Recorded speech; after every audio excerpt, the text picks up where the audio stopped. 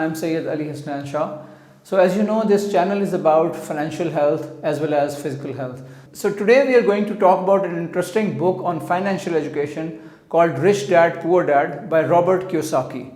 It's a good book to develop financial understanding. So this book talks about the author being a 9-year-old and his friend who was also 9-year-old, and the author's dad was a teacher and he was a school teacher. So whenever he gives him some advice, he says focus on your studies, get good grades so that you can get on a good career job. So whereas his friend's father was a businessman, so he would always give him practical advice. When they were both 9-year-old, their friend's father employed them by giving them an internship. So this is where his financial education began, and this is where he learned the basics of how to become rich. So whenever he refers to his dad, who is rich dad, he's talking about the businessman, and the other dad he talks about as a poor dad is basically his own dad, who was a very well literate person and was a teacher, but financially he was poor. So it's quite interesting to note that no matter how literate we are, how educated we are, the financial health of a person is not related to his education. A person can be highly educated, professionally successful, but still financially illiterate. Usually the teachers and the other people who are doing jobs, they're middle class and they don't have a lot of assets. They're not very rich. So whereas the people who struggle in businesses, so they develop a very good sense of financial education. So they tend to become familiar with finances, they tend to become familiar with the business world, and then eventually they become very rich. So there are a few traits and a few factors of rich people and the poor people that we're going to talk about today. So one of them is this, that the rich people tend to invest money wisely, and from the return on their investment, when they get the profits, this is where they buy some luxurious items.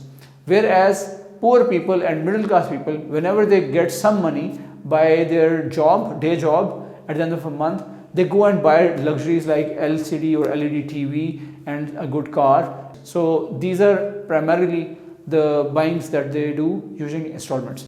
Rich people accumulate assets, whereas middle class and poor people, they buy liabilities, they obtain liabilities thinking that they are building assets. So an example of it is a mortgaged house. When we talk about financial education, it's very important to understand what is an asset and what is a liability. Anything that puts money into your pocket is an asset, whereas anything that takes money out of your pocket is a liability. So we need to see that we need to build assets. We need to refrain from liabilities. So what usually happens is that people who are living from a month to month, people who are doing jobs, they usually have a monthly income, and when they get a salary or they get a paycheck, they buy a car on installment. It is an addition into their liabilities. Similarly, when they mortgage a house, it's an addition to their liabilities. Whereas the rich people, they focus on building assets. So usually what happens is this, that their assets keep on increasing. If you follow the image on the screen, it talks about the income statement. In this income statement, you can see the income coming in and the expenses going out.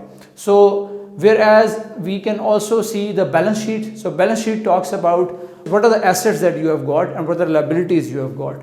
So usually this is when you look at the income statement and the balance sheet of a poor person versus a rich person, you can immediately recognize which one is of a poor person and which one is of a rich person. So usually the rich person's balance sheet is filled with assets and very low on liabilities, whereas a poor person or a middle class person's balance sheet is filled with liabilities and very low on assets.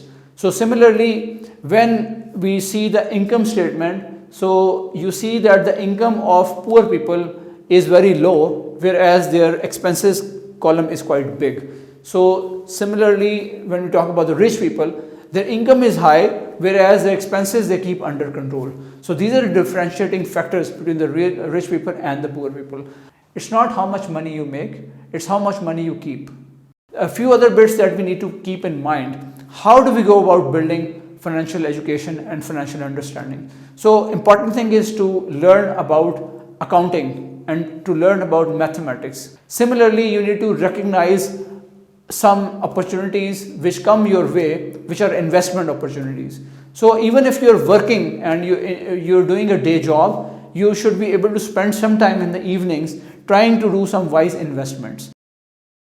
Rather than avoiding risk, you should take calculated risks. Often in the real world, it's not the smart who get ahead, but the bold. So one distinguishing factor between the rich people and poor people is that rich people take bigger risks.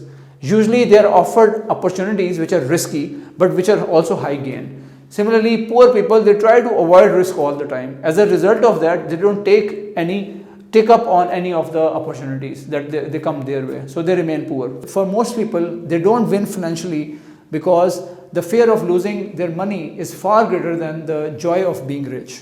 Mostly when people are offered an opportunity, they back off and they decline it by saying, I cannot afford it. There's a mind shift that need to occur at that point, that the question that they should be asking themselves at that point is, how can I afford it? These are the key factors that we have come across in this book. These are the key factors which distinguish rich people from poor and middle class people. Thank you very much.